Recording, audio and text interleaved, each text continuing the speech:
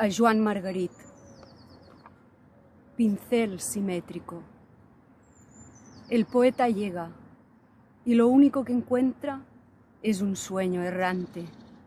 Sin palabras expresa el sentimiento, sin emoción encuentra la palabra, sin recursos, un mar lleno de mordazas, sin, sí. Si me encontráis en él, será que he hecho historia, nada más. Yo, pincel simétrico, que acompaña al campo. Noches robustas nos depara el futuro, que aunque incierto, está lleno de certidumbre. ¿Por qué si no las estrellas se sostienen? ¿Por qué si no el firmamento permanece?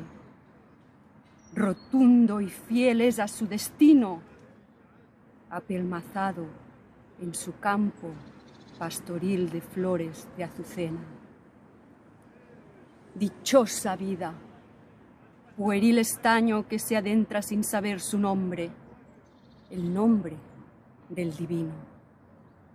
Allí me encontraréis, entre nardos, gozando ingrávido por pedruscos de amatista aventurera, como yo. Pero no tengáis prisa, mis justos, andad despacio por vuestro bosque y alcanzad ese ramo de flores